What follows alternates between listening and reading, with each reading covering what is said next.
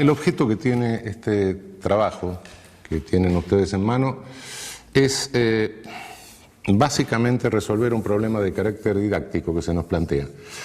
Hace 30 años, 40, era mucho más fácil explicar la teoría del derecho penal porque confrontaban en realidad dos modelos, bueno, bastante racionales. En realidad podía ser criticable uno, el otro, uno optaba, pero de cualquier manera era bastante más sencillo que hoy, que tenemos que lidiar con 4 o 5 modelos y los tenemos que explicar, porque de lo contrario estaríamos omitiendo conocimientos que son vigentes en el campo de la ciencia jurídica.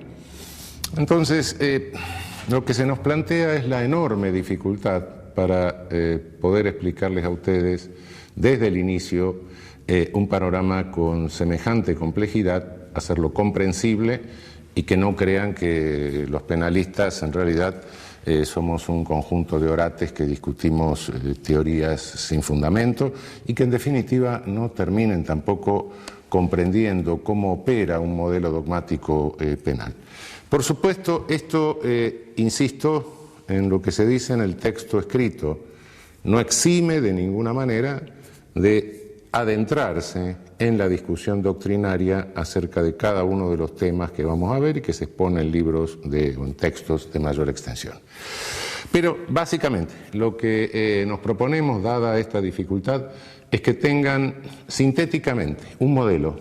A partir de ese modelo, de la comprensión de ese modelo, se facilita la comparación con los restantes modelos de construcción dogmática del derecho penal. Por eso vamos a exponer un modelo sin discusión doctrinaria,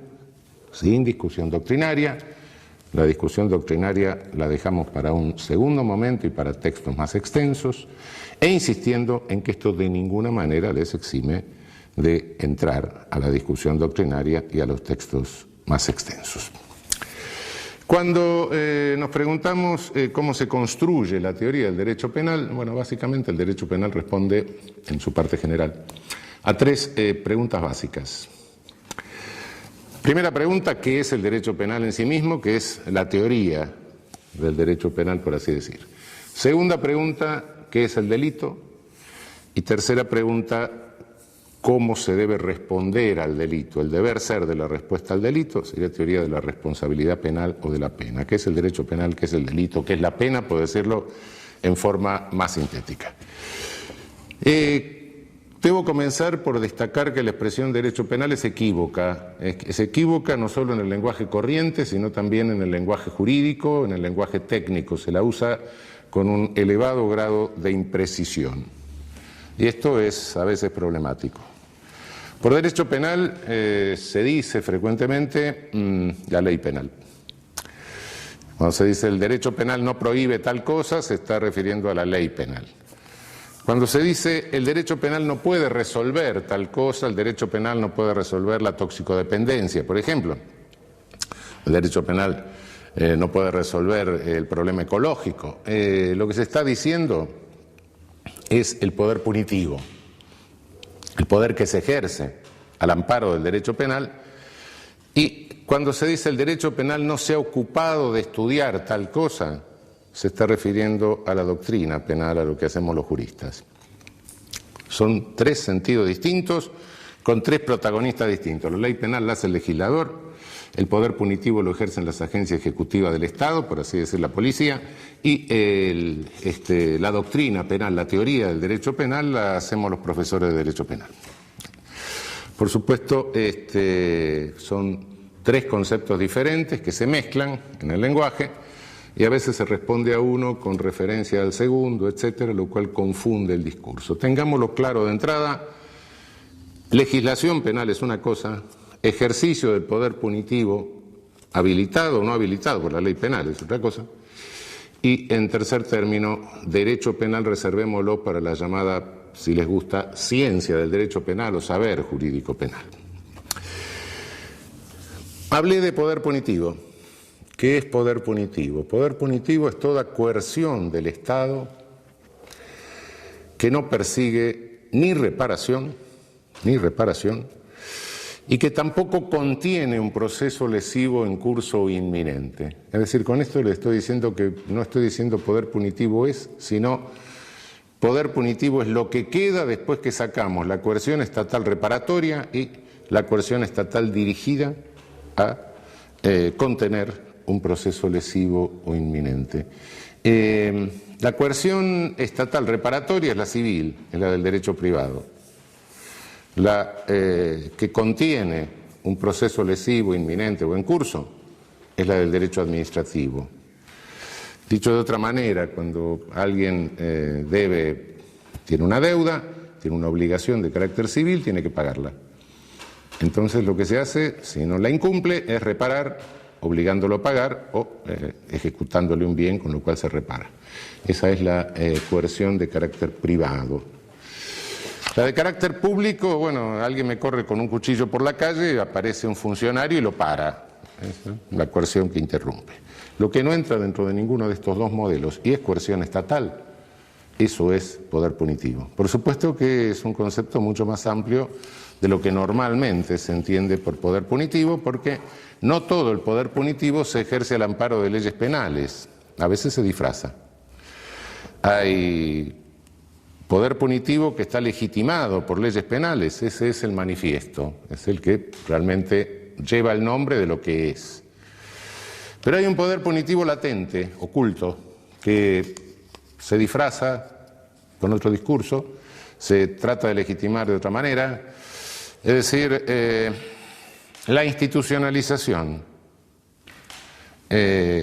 prolongada, no por un momento de tapa aguda, es decir, la institucionalización psiquiátrica prolongada, por ejemplo, la internación de un adolescente en un instituto,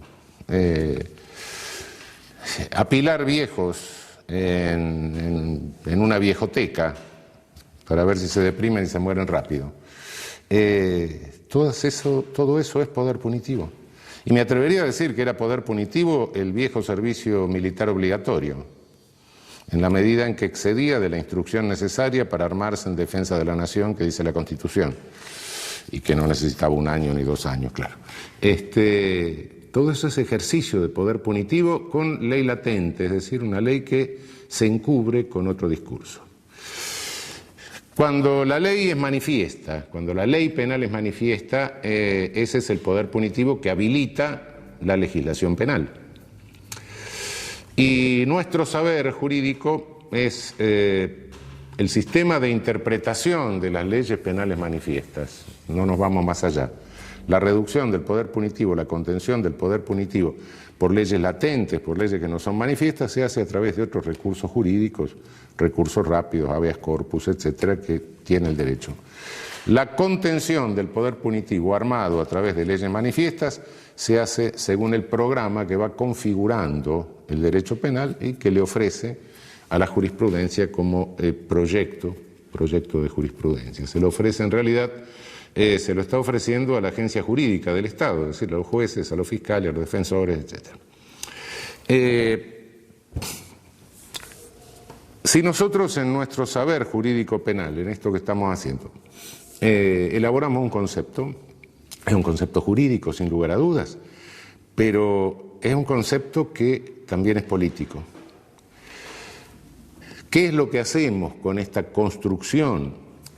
Lo que estamos haciendo, como les decía hace un momento, es ofrecer un proyecto de decisiones a una agencia en que opera un poder del Estado. Si estamos haciendo eso y estamos hablando de una agencia que opera un poder del Estado, es una agencia política en el sentido de gobierno de la poli, no es política en el sentido que no es partidista, sí, eso correcto, pero en el sentido de gobierno de la polis es política. Cada concepto que nosotros elaboramos es un concepto que tiene un alcance, un sentido político, eso no lo olvidemos nunca. En este sentido político, bueno, lo que se nos enseña normalmente en la facultad es decir, bueno, el poder punitivo lo tienen ante todo los legisladores, que son los que hacen la ley, después lo tienen los jueces, que son los que aplican la ley, y por último, bueno, la policía, que son los que ejecutan las órdenes de los jueces. Esto es totalmente inexacto, pero es lo que normalmente se enseña formalmente. Ahora vamos a ver qué es inexacto. Cada rama del derecho se define por las características de la sanción que tiene la violación a sus normas. Derecho civil, derecho administrativo, derecho laboral, derecho mercantil, etc. Sí. Bien, la sanción que tiene la violación de la norma penal es la pena. No voy a entrar a toda la crítica y a la exposición de las teorías de la pena, sino a decir qué son. Ese es el gran inconveniente que tenemos. Hay una vieja clasificación de teorías de las penas que viene desde 1830 más o menos, la pueden ver ustedes en algún texto más extenso con todas sus variables. Pero ¿qué son estas teorías de la pena? Es lo que a cada penalista se le ocurre que la pena debe hacer. Y en razón de lo que debe hacer, elabora toda la teoría del derecho penal. Lo que debe hacer la pena es la función que debe cumplir el poder punitivo habilitado por las leyes penales. Bueno, lo que a mí se me ocurre que debe cumplir la pena. Por supuesto, este es el debe que está en mi cabeza, es el debe del deber ser. No es el ser de la pena, sino el deber ser, lo que a mí se me ocurre que es la función que debe cumplir, ese poder punitivo que habilito. Prevención general, prevención especial, positiva, negativa, retribución, lo que se me ocurra. Bien, pero el deber ser, si es que debe ser, es porque no es, o porque todavía no es. Y la pena no es como a mí se me ocurre, la pena es como es. Ónticamente, en la realidad, en el mundo. Si esto es así en el mundo, entonces, en la medida en que yo me sumo a una teoría de la pena, delido como debe ser la pena y construyo todo sobre la base de mi deber ser, le estoy haciendo un programa a las agencias judiciales, le estoy haciendo un programa político para que ejerzan su poder conforme a como yo entiendo que debe ser, pero que no es la pena. Y los estoy instigando a que apliquen penas que no son. Mirado desde el ser, el poder punitivo funciona exactamente al revés de la escala que dijimos hace un momento, legislador, juez, policía. Y funciona exactamente al revés porque el legislador lo que hace es lo que llamamos criminalización primaria, es decir, un proyecto de criminalización. Ahora, si ustedes agarran el Código Penal y en alguna noche de insomnio en la canícula, se leen toda la parte especial del Código Penal, todas las leyes penales especiales, se van a dar cuenta de que algunas de esas cosas hicieron en principio, pero en segundo término se van a dar cuenta de que en realidad si cada vez que se viola una norma o se cae en una descripción de esas, tendría que operar el poder punitivo, tendríamos que estar todos presos virtualmente. Entonces es un programa absolutamente irrealizable.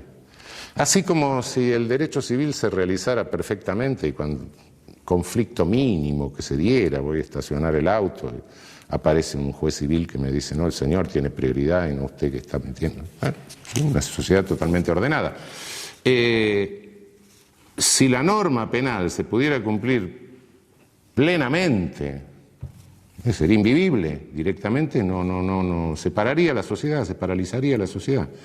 De modo que es un programa que tiene una extensión que es absolutamente inabarcable.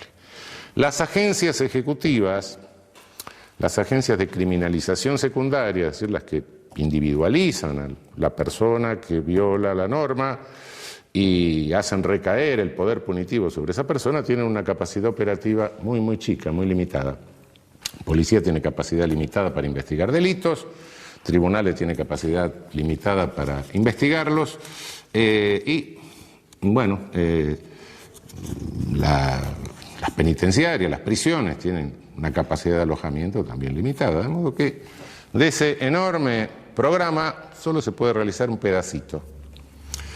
Este pedacito se llama selectividad. Tengo que elegir a quién criminalizo. Inevitablemente está forzada por el propio sistema una selección. Y esa selección no la hacen ni los legisladores ni los jueces, sino las agencias ejecutivas. El legislador es un señor que imagina una cosa, nunca sabe a quién se le va a aplicar el poder punitivo que habilita. A veces se le aplica el mismo. Los jueces no salen a la calle a buscar delincuentes ni a seguir violadores, ¿no? Quien selecciona es la agencia ejecutiva. Al juez le llega en auto oficial el seleccionado.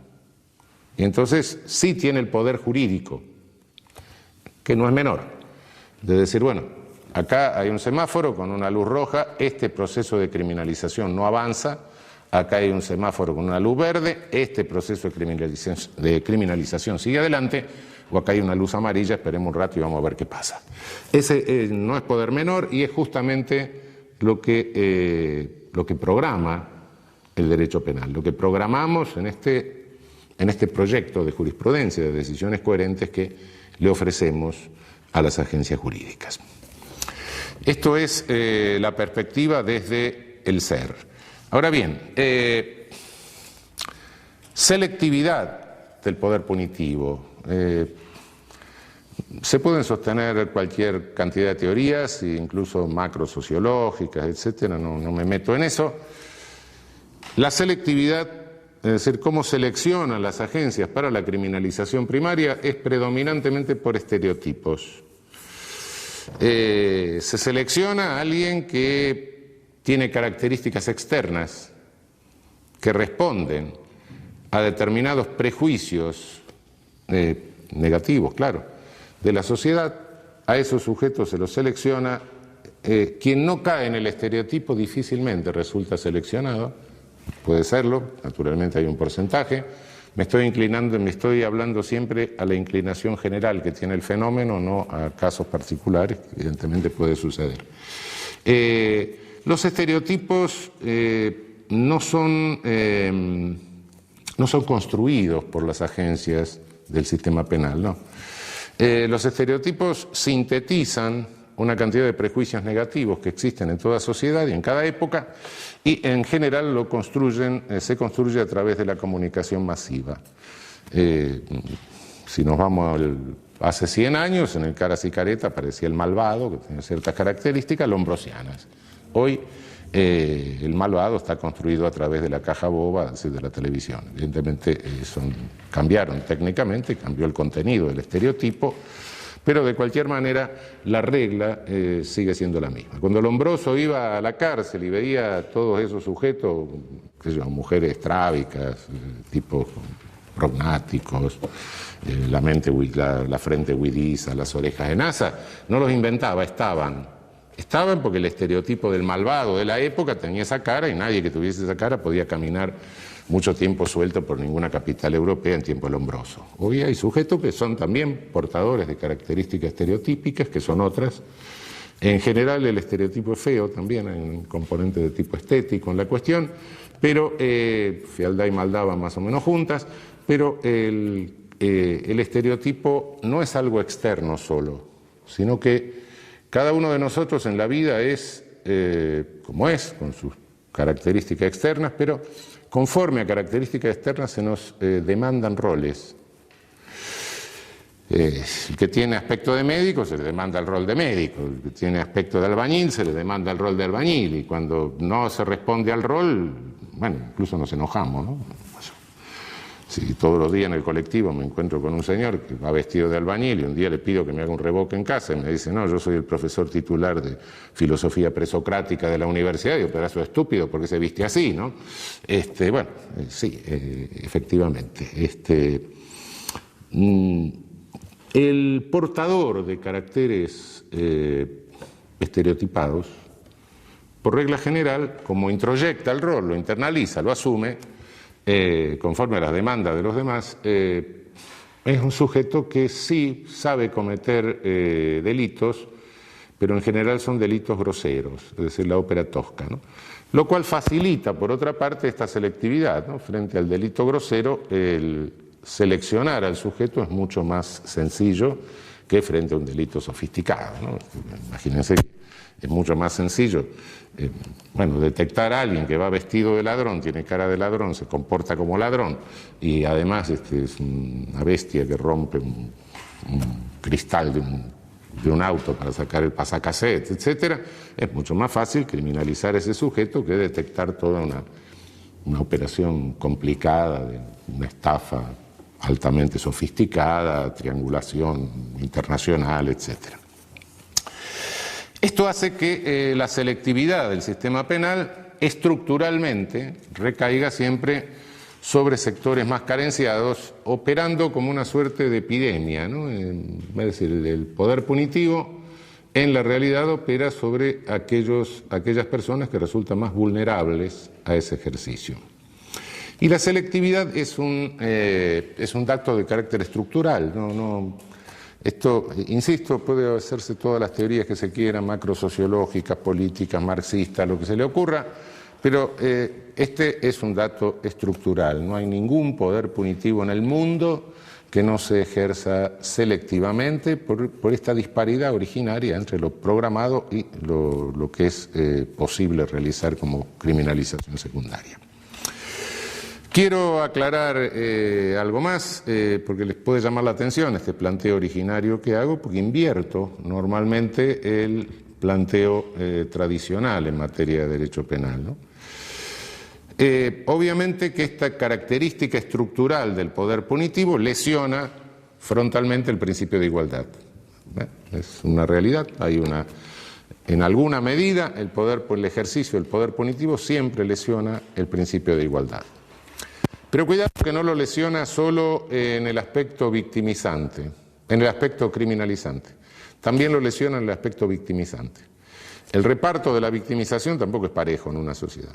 Es decir, si yo tengo la posibilidad de pagarme una seguridad, de vivir en una casa que tiene muros altos, que están electrificados, que tiene un sistema de alarmas, etcétera, tengo mucha más seguridad que si estoy viviendo en una villa. Entonces, entre el que vive en el country y el que vive en la villa hay un riesgo de victimización diferente. Entonces, también es selectivo de la otra punta, en la víctima. Y si nos vamos un poco más allá, y decimos, bueno, pero en este conflicto, además, ¿quién está en el medio? Bueno, agencias ejecutivas. ¿Cómo se integran esas agencias ejecutivas, especialmente en América Latina, me estoy refiriendo básicamente? Bueno, con una selectividad también. Se seleccionan, sobre todo a nivel de tropa, a nivel de jerarquías más inferiores, se seleccionan personas de los mismos segmentos sociales que están más castigados por la victimización y por la criminalización. Si lo observamos desde afuera, da la impresión de que se dice, bueno, aquellos segmentos excluidos, marginados o más carenciados de la sociedad, da la impresión que hay una suerte de fomento para que se maten entre ellos y en tanto, bueno, no se puedan coaligar y no tengan protagonismo político. Naturalmente que se pueden pensar 10.000 conspiraciones. No, lo cierto es que es así. No creo que haya nadie con una máquina pensando esto, programando esto. Si lo hubiese, habría que darle el premio Nobel al mal, pero no creo que eso exista. Pero sí, no creo en conspiraciones, pero sí creo en funcionalidades. Y la funcionalidad sí existe. Bueno, llegó la hora, frente a esta realidad de qué es la pena, preguntarnos qué nos incumbe a los penalistas al hacer la teoría del derecho penal, ¿no? ¿Qué es el poder punitivo? Bueno, en el ámbito de la sociología se discute muchísimo. La pena en lo óntico, en lo real, cumple una función plural, como se puede deducir de esto que estoy diciendo. La discusión en este ámbito es una discusión muy viva, en el ámbito sociológico, pero básicamente la pena es un hecho político. El poder punitivo es un hecho político, no jurídico.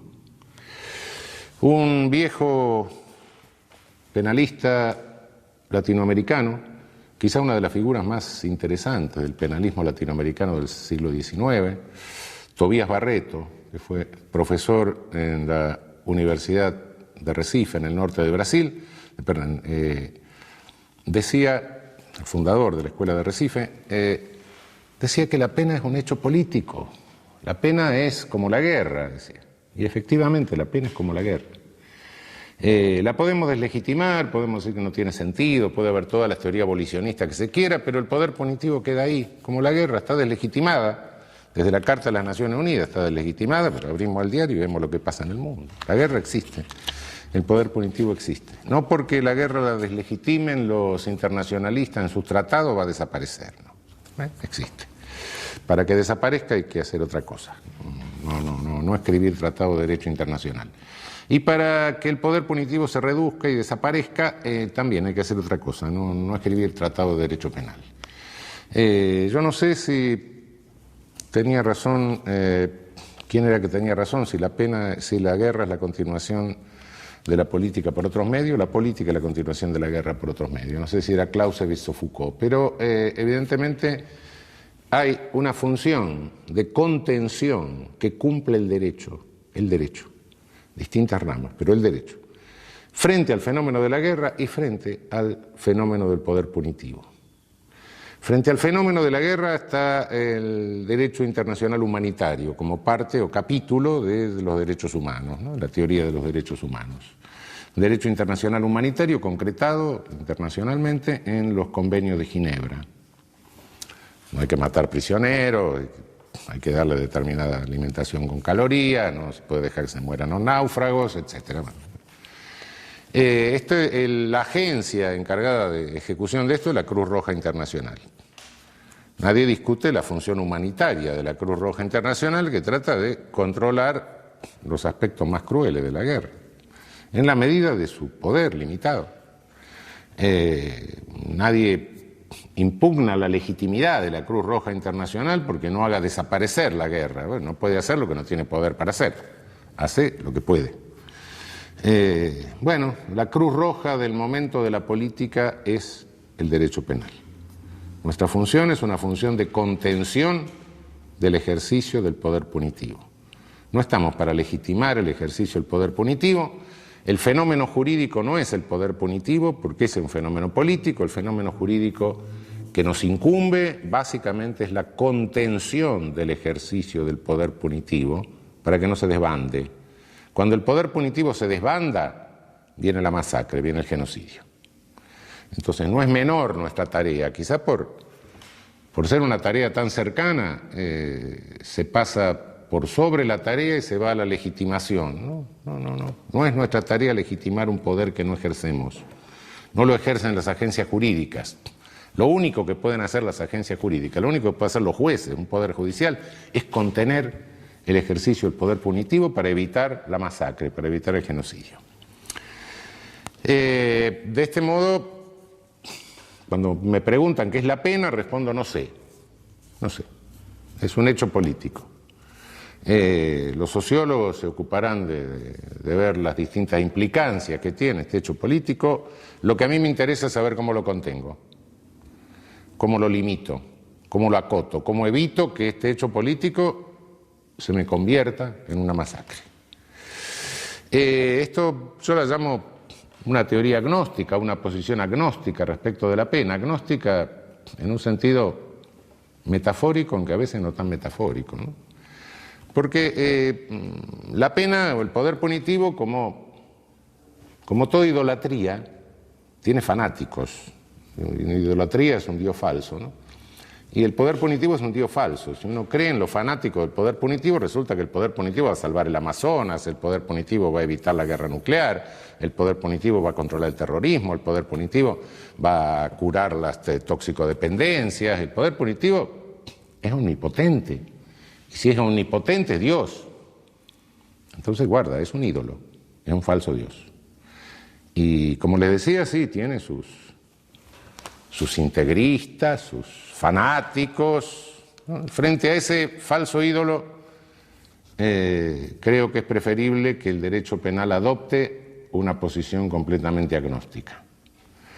Yo no sé para qué sirve, a veces sirve para algo, a veces no sirve para nada, y a veces realmente, y sobre todo si se desbanda, se convierte en un poder genocida, en un poder masacrador.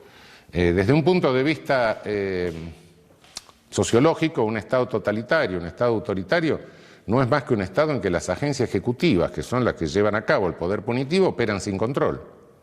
que era la KGB stalinista, que era la Geheime Staatspolizei, la Gestapo. Policías sin control. Entonces, lo que tenemos que hacer es controlar. Nuestra función es la función controladora, la función acotante, la función limitadora del ejercicio del poder punitivo. Somos como la Cruz Roja, no tenemos el poder para hacer desaparecer el poder punitivo. Que el poder punitivo desaparezca de la sociedad es una cuestión que hay que transformar toda la sociedad, etcétera. Eso no lo vamos a hacer desde el derecho penal, cuidado.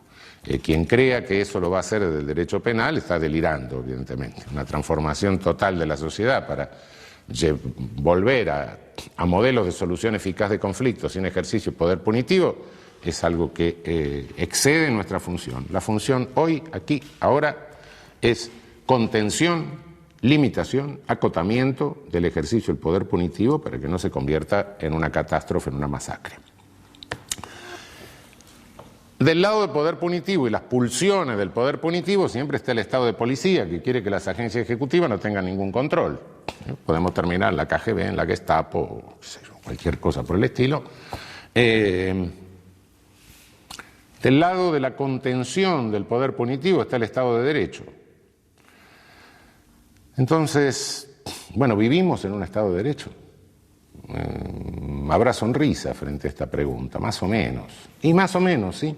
Más o menos, porque ningún Estado de Derecho es perfecto. El Estado de Derecho ideal, en que todos somos iguales ante la ley, lo de abajo, lo de arriba, etcétera, el costado, eso no existe. Todos los Estados de Derecho históricos, reales, son momentos pulsionales entre el Estado de Derecho y el Estado de Policía. El Estado de Policía es una especie de enano que está dentro del Estado de Derecho, que el Estado de Derecho se encapsula, lo contiene, lo limita, es un corsé que le pone a las pulsiones del Estado de Policía. El que siempre tiene la manija quiere quedarse para siempre y aumentar su poder.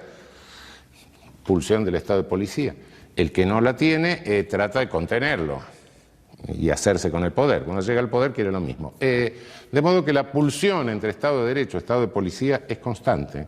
Yo no sé si es una dialéctica, porque no sé si hay síntesis, pero son dos fuerzas. En cuanto se debilita el Estado de Derecho, en cuanto se debilita la cápsula, el Estado de Policía sale. Y cada habilitación legal de ejercicio de poder punitivo, como es una habilitación legal de un ejercicio de poder selectivo, es un agujero que se le va haciendo en la cápsula al Estado de Derecho. Puede llegar a reventarlo, claro. Aumenta la posibilidad de arbitrariedad de las agencias ejecutivas del Estado, con lo cual lo debilita. Cada tipo penal, cada nueva ley penal es una nueva arma que tiene el ejercicio arbitrario del poder punitivo. Y las armas, como todos sabemos, las carga el diablo. Por más que no se dispare en el momento, nunca se sabe en qué momento se va a disparar y nunca se sabe contra quién se va a disparar. Pero en cualquier momento se puede disparar. Cuanto mejor contenga el Estado de Derecho al Estado de Policía que tiene adentro, más se va a ir acercando al modelo ideal. Cuando peor lo contenga, más se va a ir alejando del modelo ideal. Pero quede claro, los peores crímenes de toda la historia los ha cometido el ejercicio de poder punitivo desbocado. No es cierto que el mayor número de muertos se deba a las guerras. No. El mayor número de muertos se debe a las masacres, a los genocidios, no a las guerras. A veces cometidos por ejércitos, sí, pero no en función bélica, sino en función policial. Realmente el mayor número de víctimas del siglo XX, que ha sido el siglo de genocidios por excelencia realmente, obedece a poder punitivo desbocado, no a guerras. Por más que las guerras se llevaron unos cuantos millones de personas, el poder punitivo desbocado se llevó muchas más. No voy a entrar en detalle ahora, pero hay cálculos. Bien, tenemos que contenerlo para evitar la masacre. Esa es la función jurídica, importantísima, claro. Muchos dicen, no, pero esto es una visión negativa, es una visión de que nos disminuye, nos coloca en una situación de inferioridad. No, cuidado, asumimos la verdadera responsabilidad. Es nada más ni nada menos que tratar de evitar las masacres. Si a alguien le parece que esto es insignificante, bueno, creo que está un poco equivocado. ¿Cómo lo hacemos? Somos un dique que está conteniendo las aguas del poder punitivo que pulsan por pasar y hacer la masacre. El dique nuestro, el dique jurídico, no tiene posibilidad de evitar totalmente el paso de aguas. Entonces, ese dique tiene que manejarse con un sistema de compuertas inteligente. El sistema de compuertas inteligente es un sistema de filtros. Tenemos que filtrar aguas. Tenemos que filtrar poder punitivo. Lo tenemos que filtrar porque de lo contrario nos rompe el dique si lo queremos parar del todo. Entonces no tenemos posibilidad de eso. Ese filtro tiene que consistir en medir grados de irracionalidad de poder punitivo. Quizá todo el poder punitivo sea irracional, incluso en los casos en que parece más racional, ¿no? Un señor está sentado leyendo el diario, viene el vecino, le da un hachazo, nos parece todo racional el ejercicio de poder punitivo. Sí, bueno, pero en definitiva, si lo pensamos un poco, nos damos cuenta de decir sí. Encerramos al sujeto, se quedó huérfano los hijos del muerto, la viuda tiene que salir a trabajar, el Estado tiene que atender con previsión social, etcétera. Este sujeto lo tenemos encerrado, no hace nada. Sí, lo encerramos. 1 año, 10 años, 20 años, 30 años, lo matamos. Sí, pero el conflicto se creó y no le hicimos hacer nada por resolver el conflicto, de modo que muy racional tampoco es, de cualquier manera. ¿Sí? Algo hay que hacer, bueno, sí, no puede nadie darle un hachazo al vecino, pero quizá en el fondo, hasta en los casos más claros en que nos parece razonable el poder punitivo, sí, racional. Pero bueno, de cualquier manera tenemos que seleccionar. Y decir, bueno, en este caso el contenido de irracionalidad es menor, lo dejamos pasar. En otros casos el contenido de irracionalidad es mucho mayor y ahí no lo podemos dejar pasar. Entonces este sistema inteligente de filtros es lo que nos dice, bueno, hay aguas que son más turbulentas, que son más contaminadas, que son más sucias, las más irracionales, esas no pueden pasar. Dejemos pasar aquellas que son menos contaminadas, menos sucias. Dejemos pasar el poder punitivo menos irracional, reconociendo que quizá hasta ese menos irracional tiene en el fondo un cierto contenido de irracionalidad. ¿Por qué? Porque no resuelve el conflicto. Y no resuelve el conflicto porque el poder punitivo siempre deja fuera del conflicto a una de las partes, que es la víctima. ¿Por qué? Porque el señor Estado dice la víctima soy yo, usurpa el poder de la víctima. El soberano dice el ofendido soy yo. El ofendido va a ser usted, soy a mí que me rompieron la cara. No, mire, usted es la víctima y usted venga como testigo. Y si no viene como testigo, usted es un delincuente.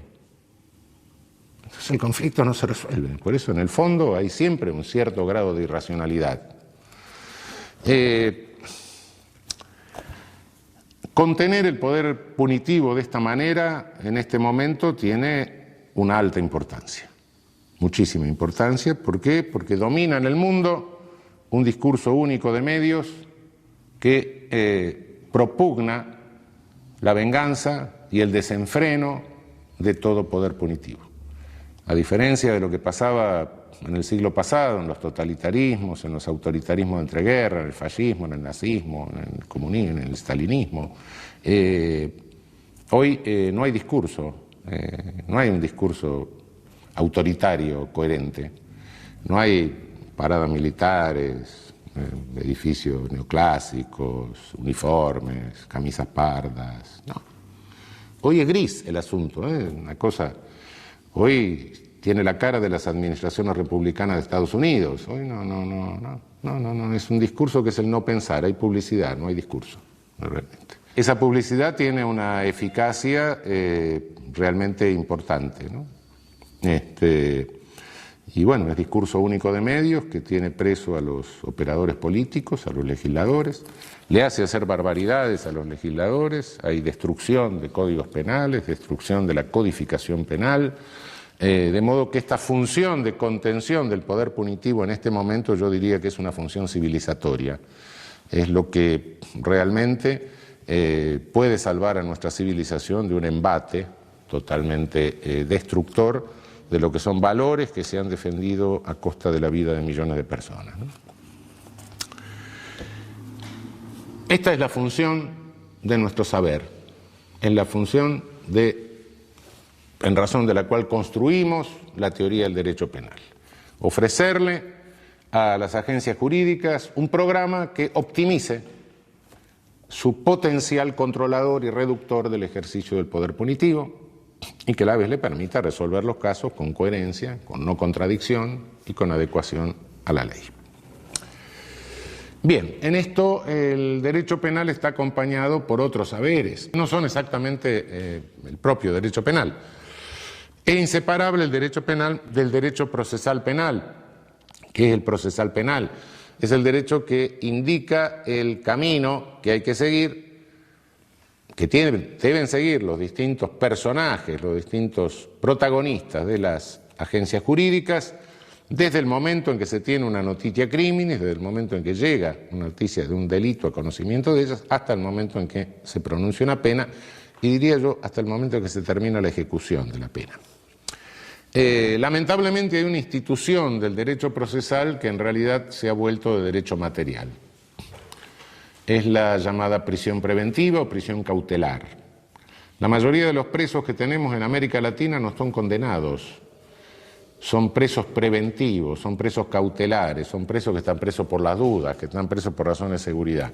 Aproximadamente el 70% de los presos que tenemos en América Latina son presos preventivos.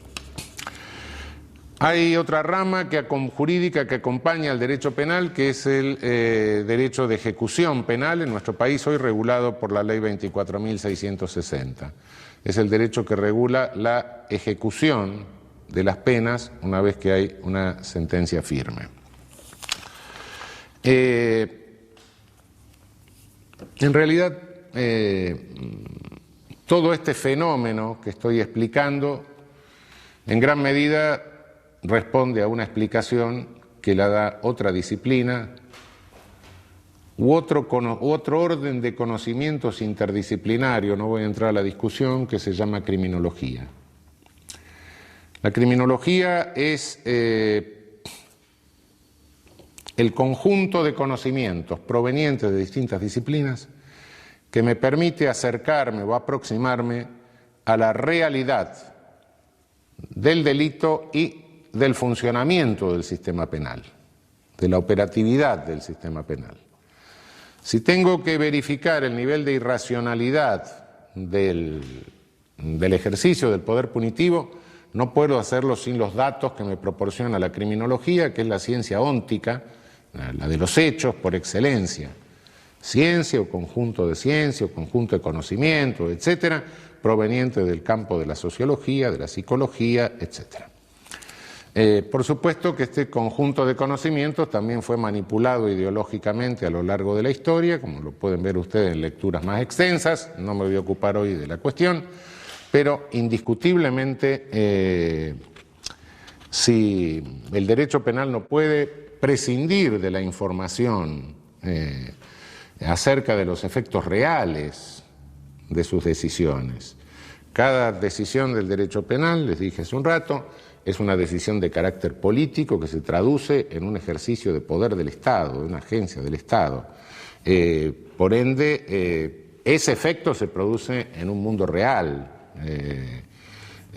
Si prescindimos de los conocimientos de lo que pasa en el mundo real y hacemos sentencias o le proponemos a los jueces hacer sentencias con una visión normativa del deber ser sin tener en cuenta el ser, bueno, el derecho penal se psicotizó. El derecho penal está absolutamente psicótico entonces. No nos interesa lo que pasa en la sociedad, nos interesa la coherencia normativa de lo que estamos haciendo. Y yo creo que a cada uno de nosotros, como ser humano, como persona, como habitante, como ciudadano, lo que nos interesa es el efecto social que producimos. Eso de la coherencia es un valor, por supuesto, tenemos que ser irracionales, pero no podemos poner la coherencia por encima de los efectos reales en la sociedad. Y los efectos reales en la sociedad, en la persona, etcétera, no los podemos conocer sin el auxilio de las disciplinas que se sintetizan en la criminología. Bien, para construir la teoría del derecho penal tenemos una serie de principios. Tenemos que hacer un edificio. Los principios son algo así como las ordenanzas municipales cuando tenemos que hacer un edificio. Esto lo tenemos que construir respetando determinadas reglas. Principios constructivos, llamémosle. Las ordenanzas municipales edilicias para la construcción del edificio. En este sentido, la fuente de estos principios constructivos, la primera fuente de estos principios constructivos es el derecho penal. Del derecho penal es el derecho constitucional. El derecho constitucional es el que nos marca los lineamientos básicos en la construcción de toda la teoría. No puede haber una contradicción entre el derecho constitucional y la ley penal infraconstitucional. Si hay una contradicción, la ley penal infraconstitucional directamente debe ser declarada inconstitucional. Y si hay dos posibles interpretaciones, una conforme a la Constitución y otra inconstitucional, tenemos que elegir la interpretación conforme a la Constitución. El derecho penal, la primera ley básica del derecho penal es que debe ser de acto. El artículo 16, al establecer la igualdad ante la ley, nos dice, nos baja desde la Constitución, nos dice, bueno, muchachos, acá lo único que se puede penar es un acto. No se puede penar una persona, no se puede jerarquizar seres humanos, es decir, no se puede discriminar. Discriminación no es toda diferencia entre seres humanos, naturalmente que los seres humanos son diferentes, y, bueno, yo no puedo pretender ser bailarín del Teatro Colón, ni puedo pretender integrar la selección argentina de fútbol, no, bueno, ¿por qué no? En consecuencia, pero eso no es discriminación. Discriminación es cuando se jerarquiza a seres humanos con un contenido de carácter peyorativo, como es una criminalización, naturalmente. El 16 de la Constitución nos obliga, en el principio de igualdad, solamente a penar actos, no personas. Después nos vamos a ocupar de esto porque parece que entro en contradicción con lo que dije antes. No es contradicción. Ya vamos a ver qué sucede.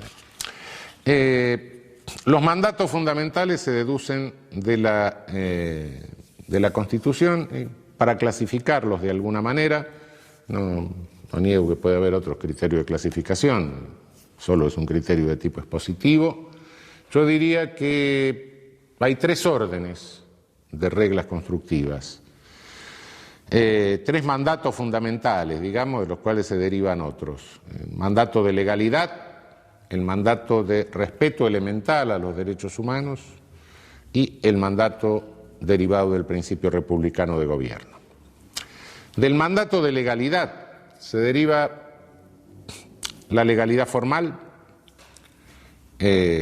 una conducta que pueda ser delito tiene que estar establecida en ley formal, sea del Congreso de la Nación respecto de la mayoría, que son, bueno, la facultad de dictar el Código Penal está delegada en nuestro país por las provincias al Congreso Federal, de modo que tiene que ser una ley formal del Congreso Federal. El Ejecutivo no puede crear leyes penales por decreto, el único que puede crear es el Congreso Federal, salvo las leyes provinciales que se reservaron las provincias, como en materia de prensa, por ejemplo. Delitos de prensa no pueden ser tipificados por el Congreso Federal. Acá el Congreso Federal se ha excedido muchas veces, pero no importa. ¿Se plantea algún problema con la llamada ley penal en blanco, la Blankengesetzbindung? Son leyes en que la ley remite a otra ley, manda a otra ley. El que violare los reglamentos, el que violare las normas sancionadas para tal cosa. Cuando la otra ley es una ley propia del Congreso de la Nación, del Congreso Federal, no hay problema. El problema es cuando remite a ordenanzas municipales, a decretos del Poder Ejecutivo, la ley de drogas, la ley de armas, etc. Yo tengo dudas muchas veces sobre la constitucionalidad de estas remisiones. En realidad pueden representar en algunos casos verdaderas delegaciones de poder punitivo que son propias y exclusivas del Congreso de la Nación. Hay que tener cuidado en el análisis de estas leyes penales en blanco sobre el aspecto de legalidad formal. Segundo, derivado del mandato de legalidad está el principio de irretroactividad. La ley penal más gravosa, la ley penal que agrava, nunca puede ser retroactiva. La más benigna es retroactiva, debe ser retroactiva por mandato de la Convención Americana de Derechos Humanos. Ley penal más benigna no es solo aquella que establece una pena menor, no es solo aquella que naturalmente desincrimina el hecho, sino que también puede ser aquella que establece causa de justificación, de exclusión, de pena, etcétera, o amplía las existentes. Hay leyes desincriminatorias que por supuesto son más benignas, también está la ley desincriminatoria anómala, que es la ley de amnistía, el olvido del delito, amnistía viene de amnesia, ¿no? El tercer subprincipio de este mandato sería el principio de máxima taxatividad legal o interpretativa. Es deber del legislador penal agotar los recursos técnicos para que no queden dudas acerca del concepto, del pragma que quiere incluir en la ley. Cuando el legislador no lo hace, hay que hacer una interpretación que puede resultar forzada, y en ese caso creo que hay una regla, que es decir, bueno, cuando el legislador ha sido oscuro, tenemos que estar a la interpretación más restrictiva de la punibilidad. Reducir el concepto, la regla general, a lo más restrictivo. Cuando el legislador directamente es difuso, la ley penal es inconstitucional abiertamente, ¿no? Por último, creo que tenemos que atener a un principio que es el de respeto histórico al ámbito de lo prohibido. Respeto histórico al ámbito de lo prohibido significa que el legislador no puede prohibir por omisión. Cuando circunstancias tecnológicas, culturales, etcétera, amplían el ámbito de lo prohibido, un ámbito en que prácticamente nos quedamos todos adentro, evidentemente es deber del legislador en ese caso volver a legislar. El caso más claro de esta falta de respeto histórico al ámbito de lo prohibido es la Ley de Derechos de Autor. Naturalmente es una ley hecha en los años 30 cuando para violar los derechos de autor sobre una obra impresa lo que se tenía que hacer era una edición de plomo. Hoy lo estamos violando todo porque sacamos fotocopias. Entonces, si vamos a penar a todo el mundo que saque una fotocopia de un pedazo de un libro, bueno, ninguno de nosotros queda exento de pena. Evidentemente ha habido un cambio tecnológico que ha alterado totalmente el ámbito de lo prohibido de hace 70 años ahora.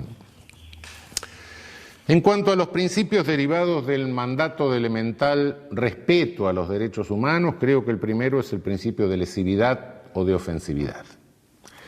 El señor Estado no puede meterse en nada que no afecte derechos de terceros. Cuando el Estado pretende meterse en algo que solo puede afectar mis derechos, es que me está imponiendo una moral. Es un Estado paternalista. Ese Estado que pretende imponerme una moral, ese Estado paternalista, es un Estado inmoral. Decía Radbruch con toda razón, el derecho es moral justamente porque posibilita lo inmoral. Es decir, me permite convertirme en persona respetando mi autonomía ética. Esto está consagrado en nuestra Constitución Nacional de una manera claramente expresiva, muy significativa, en el artículo 19 de la Constitución Nacional. Este artículo les recomiendo que lo sepan de memoria. Es el pilar fundamental de nuestra Constitución. Nuestro derecho no es un derecho al servicio de ningún ídolo, de ningún ideal, de ninguna cosa suprahumana, trascendente, sino que es un derecho intrascendente de la persona. Es el respeto a la dignidad de la persona y la persona entendida como ente con autonomía ética, como ente poseedor de una conciencia conforme a la cual señala o distingue entre el bien y el mal. Conciencia que la tiene el otro, que tengo enfrente, y a la cual su conciencia le puede indicar otro criterio moral diferente del mío. Y los dos tenemos que convivir. Bien. Principio de humanidad. Ninguna pena, no solo en abstracto, sino también en concreto, puede representar una crueldad inusitada para la persona penada. Naturalmente, cuando ya directamente en la pena prevista en abstracto lo que se cae es en una desproporción loca, en una violación del principio de proporcionalidad, en tal caso, bueno, la violación está claramente en la ley. Pero en la aplicación concreta también puede resultar una pena privativa de libertad que se convierte en una pena de muerte. Es decir, una persona que privada de libertad, pero con un padecimiento susceptible de ser tratado, pero que los efectos de la privación de libertad le pueden condicionar una situación depresiva que dificulta el tratamiento y que lo lleva a la muerte. El problema de la pena naturalis, cuando del propio hecho se deriva un daño hacia la persona de una calidad tal que directamente hace absolutamente inútil o cruel en ese supuesto la aplicación de la pena. Un sujeto va a poner una bomba, le revienta la bomba, le vuela los dos brazos, las dos piernas, va a poner una pena. O hechos culposos, sobre todo, hechos culposos de tránsito, donde el sujeto sufre lesiones graves, lesiones gravísimas, queda mutilado, se muere toda la familia. Del propio hecho surge, bueno, ahora que todavía que pasó esto, voy a poner la pena, son violaciones al principio de humanidad. El principio de intrascendencia mínima, o de intrascendencia máxima, o de mínima trascendencia. La pena siempre trasciende a terceros, es casi inevitable, sobre todo si es pena privativa de libertad. Trasciende a la familia, si el sujeto es un comerciante, un industrial, la pena puede trascender a su actividad y por ende trascender a empleados, trabajadores, etcétera. Es casi inevitable que la pena trascienda, por más que es un principio que la pena no puede trascender la persona del infractor, pero de hecho la pena trasciende. Bueno, hay que tratar el principio de trascendencia mínima, impone que evitemos toda trascendencia absolutamente innecesaria, que sea innecesaria, que limitemos la trascendencia a aquello que es inevitable como consustancial ónticamente a la pena. La prohibición de doble punición. El hecho debe ser, todo delito debe ser penado una vez y una única vez. No puede haber dos penas para un mismo delito. Esto no se debe hacer. Esto está claro, no hay muchas dudas, pero en la práctica puede suceder en algunos casos cuando la persona está sometida a dos órdenes jurídicos, es decir, a un orden jurídico formal, por ejemplo, y a un orden jurídico comunitario. Personas que pertenecen a culturas originarias, que de ninguna manera pueden eludir la sanción comunitaria por el hecho, y sin embargo se le impone una sanción de carácter formal a través del juez penal, etcétera, cuando la comunidad a su vez también le impone una sanción, que la más grave de las sanciones comunitarias es la expulsión de la comunidad. En tal caso hay una doble punición. Hay otra doble punición que realmente es pasada por alto por regla general, y es pasada por alto porque los doctrinarios europeos en general la conocen poco, pero nosotros la conocemos con mucha más frecuencia en nuestra región, que es cuando con motivo del ejercicio del poder punitivo el sujeto sufre ilícitamente una lesión. Violencia carcelaria, contracción de alguna enfermedad en el ámbito carcelario, violencia policial en el momento de la detención, violencia policial innecesaria, tortura, apremios ilegales. Son penas ilícitas, sí, pero las penas ilícitas son penas, no hay nada que hacerle. Será ilícita, pero eso no le quita el carácter de pena. Es como consecuencia del delito que no ha sido mi tía la que ejerció eso, sino el mismo Estado que con su coerción le infirió esa sanción. Ilícita, sí, ilícita, ¿qué iba a hacer? No, yo solo como Estado me responsabilizo de lo que mis dependientes hacen en forma lícita. Diablo, me gustaría realmente tener una empresa en la que yo pudiera responsabilizarme solo de lo que mis dependientes hacen en forma lícita. Y lo que hacen en forma ilícita, no, eso no tengo nada que ver. No, son penas. A la hora de la pena formal hay que tener en cuenta esto porque es una manifestación de doble prohibición. Otro principio elementalísimo de respeto mínimo a los derechos humanos es el principio de buena fe o pro homine en la interpretación de la ley y fundamentalmente en la interpretación de los derechos. El enunciado de cualquier derecho debe considerarse un límite de criminalización y no una legitimidad de criminalización. Hay una inversión perversa, una perversión de la interpretación jurídica cuando a partir de decir, bueno, tal convención me respeta tal derecho, entonces como me respeta tal derecho, la lesión a ese derecho le pongo la pena máxima que se me ocurre. Es decir, tal convención me garantiza, y la Constitución, etcétera, me garantizan el derecho al honor. Entonces, cualquier medio de comunicación que lesione mínimamente el honor, le tengo que poner 10 años de privación de libertad. ¿Por qué? Porque el honor está tutelado.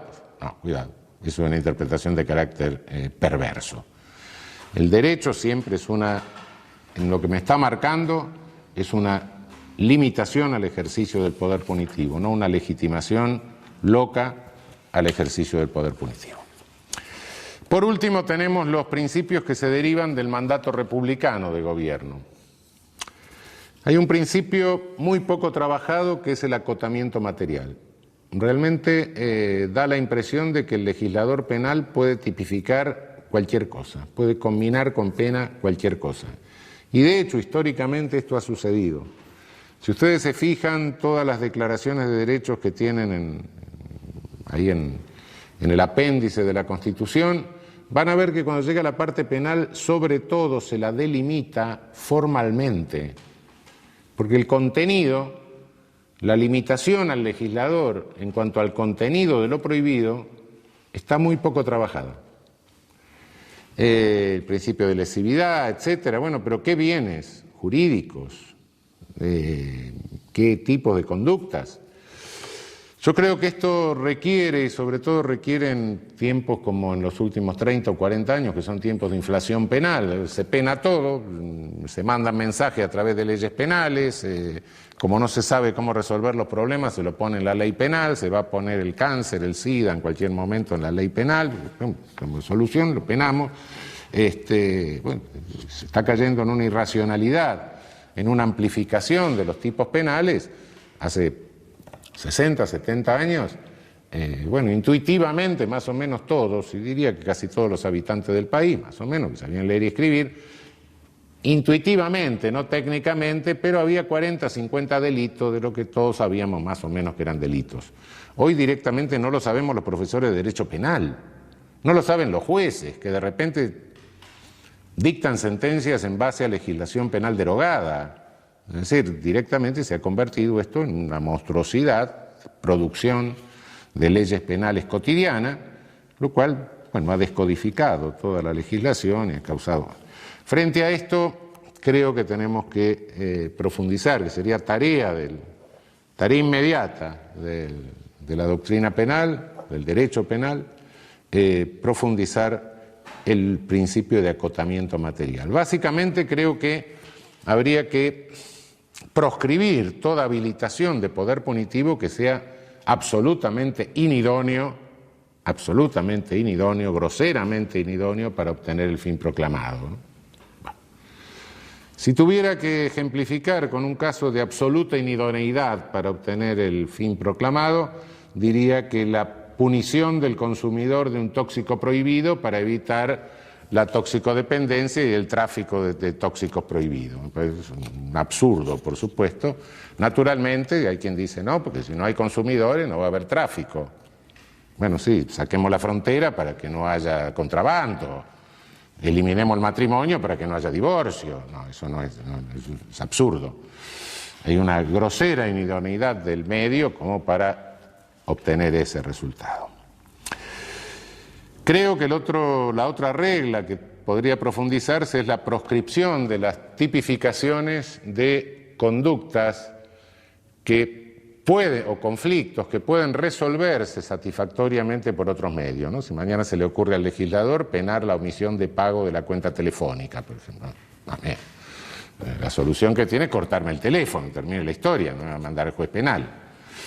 Y tercero, creo que hay que tener mucho cuidado, algo que Alessandro Baratta llamaba la máxima limitación de la respuesta contingente.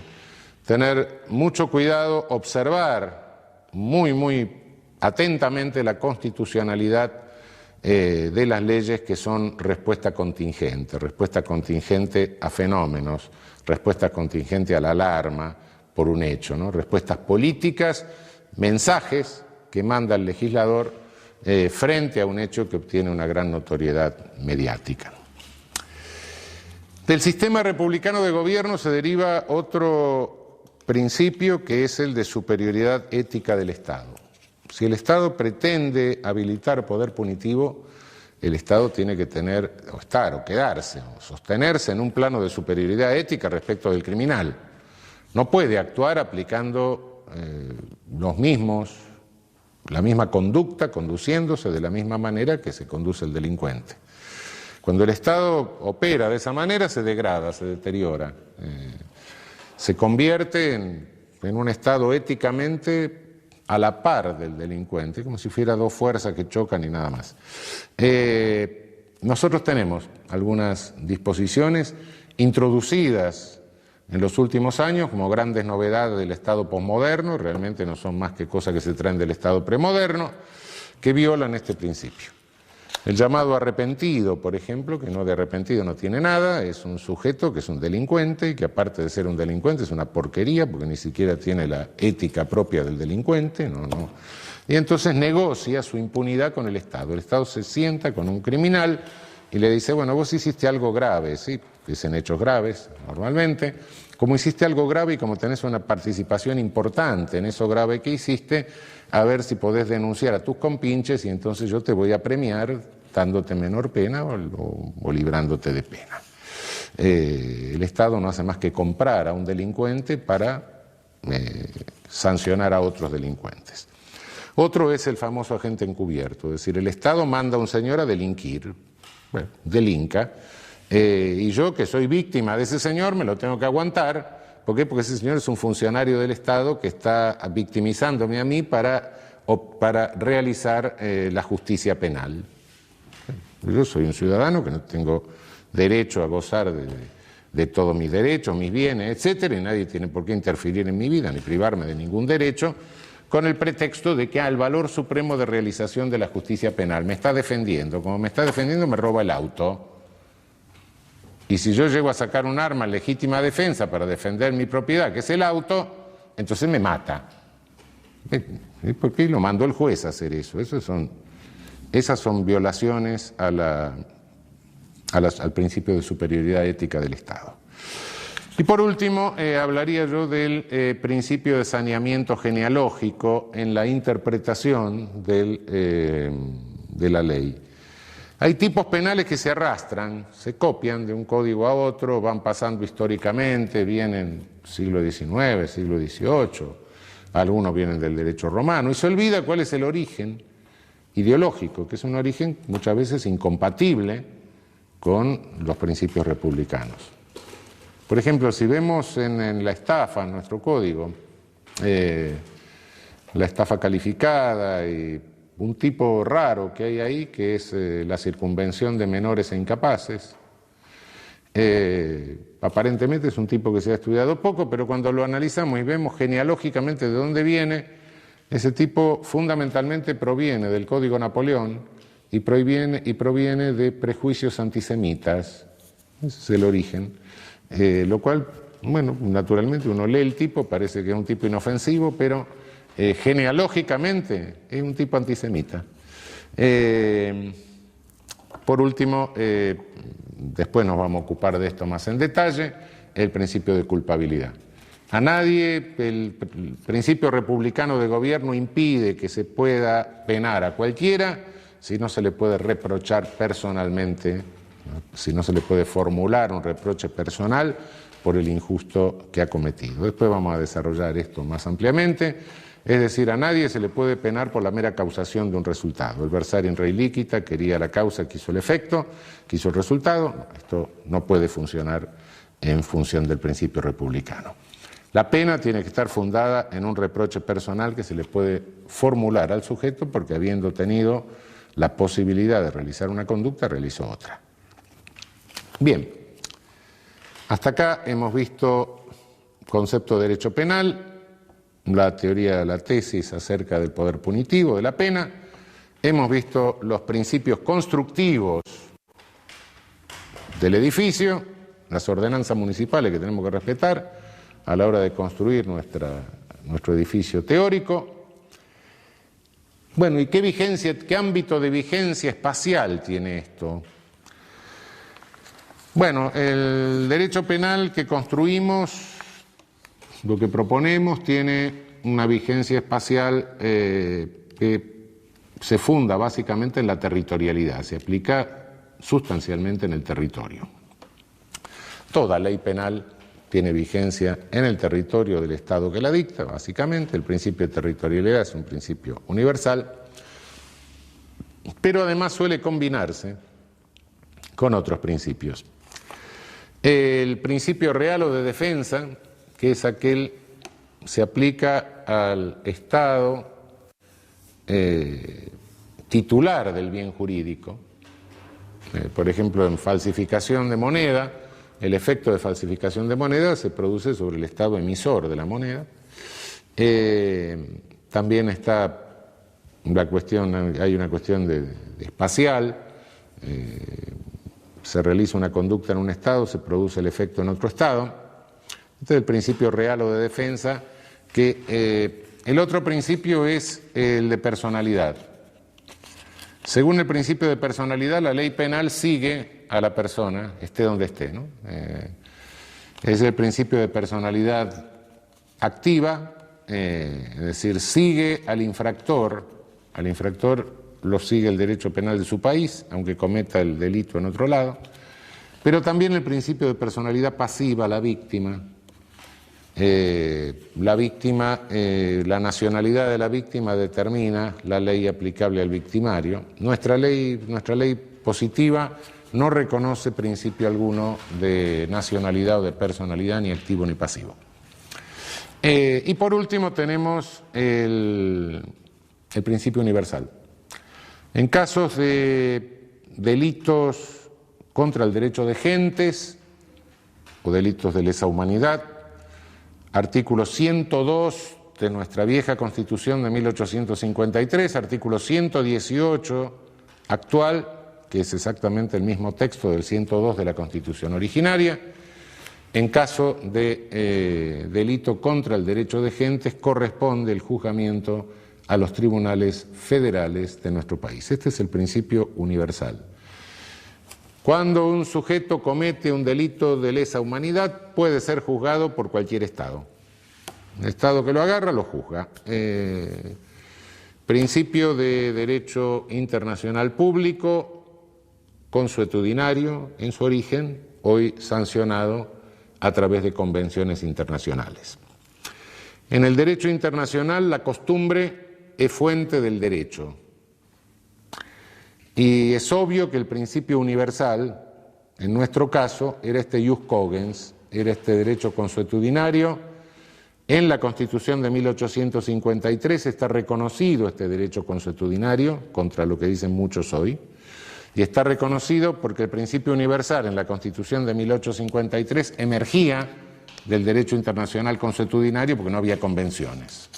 Entonces queda claro que nuestra Constitución desde sus orígenes reconoce la fuente consuetudinaria del derecho internacional y por ende del derecho internacional penal. El derecho penal internacional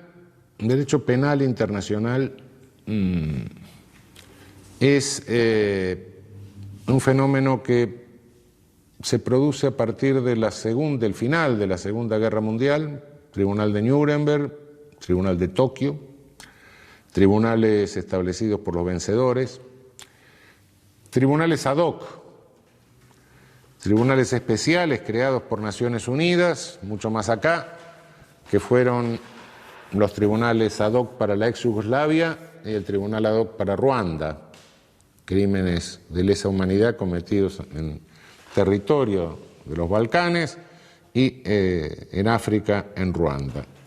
Y finalmente tenemos el derecho penal internacional, o internacional, sí, derecho penal internacional, que es el instrumento último es el Estatuto de Roma, que crea el Tribunal Internacional, el Tribunal Penal Internacional. Se discute la función de la pena en el derecho penal internacional. Yo creo que la pena no cambia de ninguna manera su carácter. El poder punitivo no pierde el carácter selectivo por el hecho de internacionalizarse. Conserva todo su carácter selectivo, más aún quizás se agudice, porque entran factores políticos. Sin lugar a dudas que a un tribunal penal internacional va a dar a alguien que perdió el poder. Sí, mientras lo tiene, no. Lo cual agudiza la característica selectiva que tiene el ejercicio del poder punitivo. ¿Significa esto que la pena por esta razón, la pena del derecho internacional penal no tiene ninguna utilidad? No, yo creo que la tiene. Creo que la tiene en dos sentidos. Primero, diría que puede poner orden, es susceptible de poner un poco de orden en algo que si se va de la mano puede resultar terriblemente caótico, como sería el caso de la aplicación indiscriminada del principio universal. Si a cada uno se le ocurre empezar a penar al jefe de Estado vecino que encuentra en su territorio, bueno, vamos a tener un pequeño problema. El derecho universal, el principio universal es un principio generoso, pero en el cual hay que tener bastante cuidado en su aplicación, porque la calificación la puede hacer el Estado que ejerce la competencia o la jurisdicción, y en tal caso esto puede resultar caótico. Creo que eso permite poner bastante orden en la cosa. En segundo término, creo que hay algo que después lo vamos a ver un poco más claro al hablar de culpabilidad. A medida que mayor es el ilícito, a medida que mayor es el esfuerzo que el infractor realiza para ponerse al alcance del poder punitivo, menor es el poder que tenemos las agencias jurídicas para contener el poder punitivo. Esto lo verificamos históricamente. Cuando el infractor que ha hecho un enorme esfuerzo por alcanzar el poder punitivo, del genocida, es ejecutado por una víctima, o por varias víctimas, el poder punitivo frente a este ejecutor, frente a la víctima vengadora, si se quiere decir, se encuentra muy, muy limitado, muy acotado. Esto se verifica históricamente, ¿no? Colgaron a Mussolini en la plaza de Dongo, y bueno, ¿cómo terminó la cosa? Y terminó que unos cuantos años después el tribunal de Como dijo, mire, como no se había terminado la guerra, entonces fue un acto bélico. ¿Por qué? Porque, bueno, porque 2 y 2 son 5. ¿Qué pasó con los armenios que mataron a los genocidas turcos en Alemania? Y lo declararon inimputable. Bueno. Es decir, no tenemos, pierde la agencia jurídica la autoridad ética para contener el poder punitivo. Entonces se nos da una disyuntiva, se nos da Dongo o Nuremberg. El sujeto se sale de la comunidad, el genocida pierde la condición de persona, se sale de la comunidad. Es un sujeto al que cualquiera le puede hacer cualquier cosa, es un... se queda, pierde la paz, es la vieja pérdida de la paz, la Friedlosigkeit. Es un sujeto que queda sin protección comunitaria, pierde la condición de persona, hay que hacerle recuperar la condición de persona, decirle, por grave que sea lo que hiciste, de cualquier manera sos una persona y te vamos a juzgar con mínimas garantías. Por supuesto que no recuperaron mucho la condición de persona los que ahorcaron en Nuremberg, ¿no? Bueno, pero lo que se está haciendo ahora con el Estatuto de Roma, que marca una pena máxima de 30 años, lo que se está haciendo, lo que se hizo con los tribunales ad hoc de la ex Yugoslavia, lo que se hizo con el tribunal ad hoc de Ruanda, es decirle, hacerle recuperar la condición de persona y por otra parte evitar una reacción de carácter que es de una horda. Es decir, si nos paramos frente a un genocidio, nos paramos como civilización, no nos paramos como horda. Si tenemos que elegir entre Dongo, colgar a Mussolini pata abajo, cabeza abajo, etc., y Nuremberg, y bueno, elijamos Nuremberg. Por lo menos en Nuremberg no se mató a la amante de Mussolini, a Claretta Petacci, ni al hermano. No. En Nuremberg mataron a los que tuvieron que matar. Y condenaron a los que tuvieron que condenar y absolvieron a algunos. Bueno, está bien. Con mínimas garantías, sí, cierto. Pero bueno, se evita el acto vandálico, el acto, se recupera de alguna manera la condición de persona del genocida, del criminal contra la humanidad. Lejos de ser un derecho penal del enemigo, es la negación del derecho penal del enemigo. En el derecho penal del enemigo le digo, vos no sos más persona. Aquí se le dice, pese a lo que hiciste, sos persona, vení que te voy a juzgar con mínimas garantías, por lo menos. No voy a dejarte librado a una horda asesina. Bien, con esto cerramos el panorama de la primera pregunta de qué es el derecho penal. Hemos visto la noción de derecho penal, los principios constructivos del edificio teórico del derecho penal. Hemos visto